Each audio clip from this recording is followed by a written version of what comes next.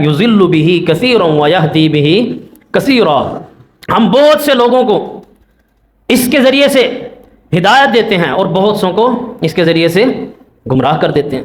یعنی کافر کفار مزید کفر میں پڑ جاتے ہیں، جو اپنے دلوں میں شک کو جگہ دیتے ہیں وہ مزید شک میں چلے جاتے ہیں، اور جو ایمان والے ہیں جب وہ اللہ کا کلام سنتے ہیں تو وہ ایمان میں مزید مضبوط ہو جاتے ہیں، جب وہ اللہ کی کتاب پڑھتے ہیں تو وہ اور مزید اللہ کے قریب آ جاتے ہیں، ان کے لیے اس میں اللہ کی نشانیاں چھپی ہوتی ہیں۔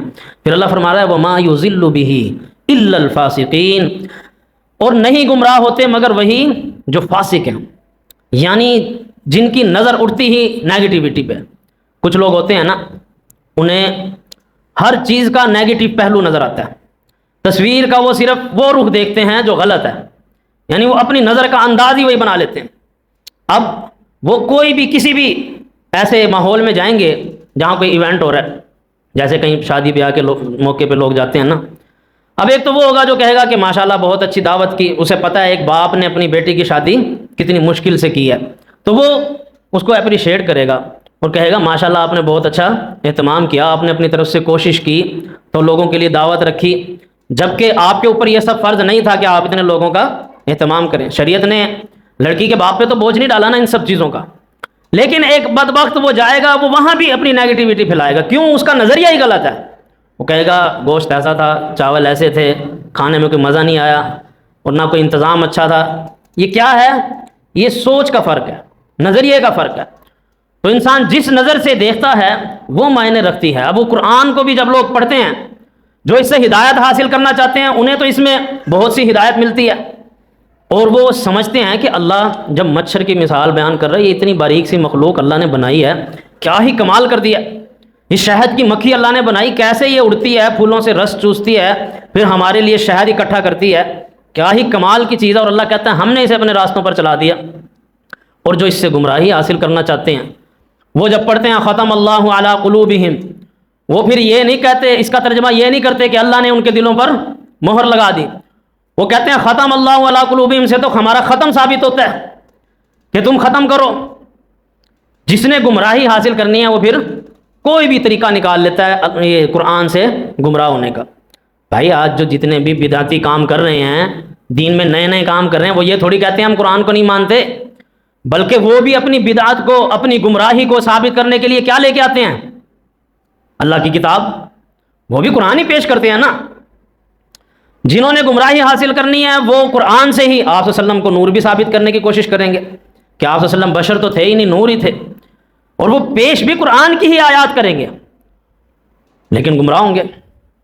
اور جنہوں نے گمراہی اس سے حاصل کرنی ہے وہ آپ صلی اللہ علیہ وسلم کو عالم الغیب بھی ثابت کریں گے، قرآن سے کریں گے۔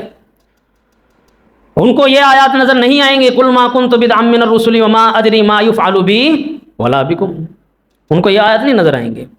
کیوں؟ کیونکہ انہوں نے چشمہ ہی ایسا لگایا ہوا ہے جس سے انہیں صرف ان کا رنگ نظر آئے۔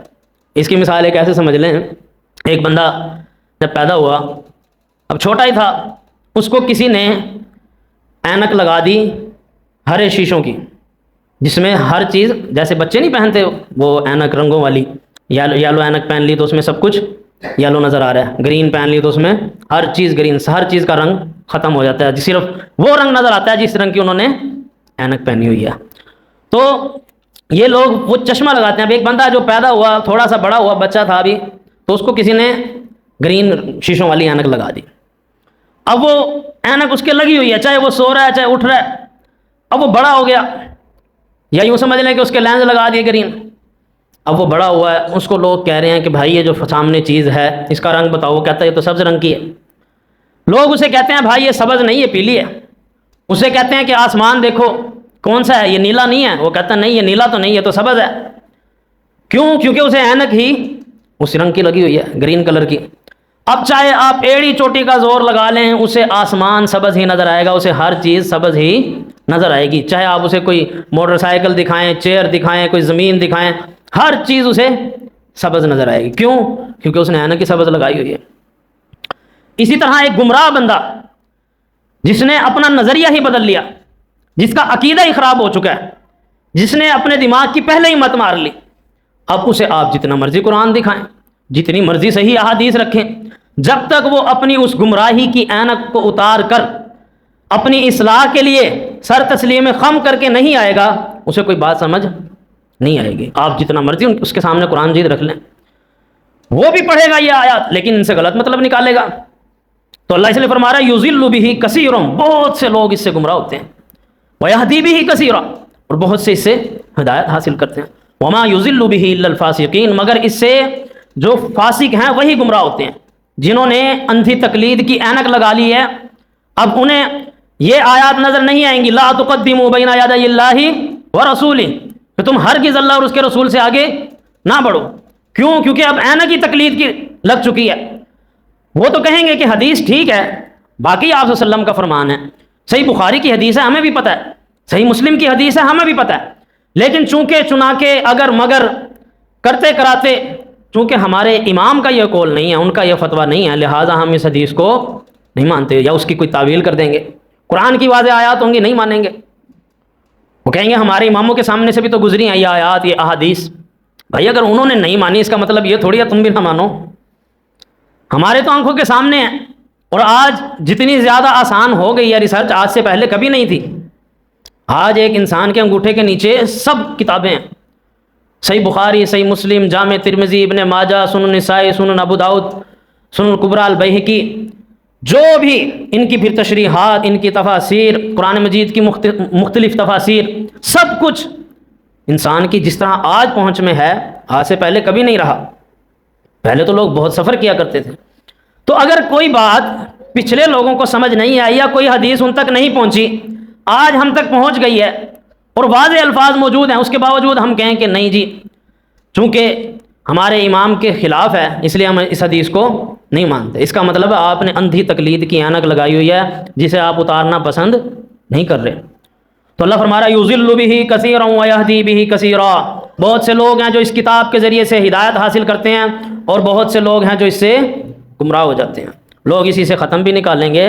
ایک بندے نے تو قرآن سے 11ویں ثابت کر دی، اس نے کہا قرآن مجید کے 11ویں پارہ ہے یا اسی طرح کوئی 11ویں سورت ہے، اس کا 11واں لفظ ہے، یوں ہے کرتے کراتے، اور ایک نے 40واں باقاعدہ ٹی وی پہ بیٹھ کے پورے زور لگایا اس نے کہ میں قرآن سے 40واں ثابت کروں گا، اور کیا اس نے لوگوں کے لیے جو گمراہ ہونا چاہتے تھے وہ اس سے گمراہ ہوئے،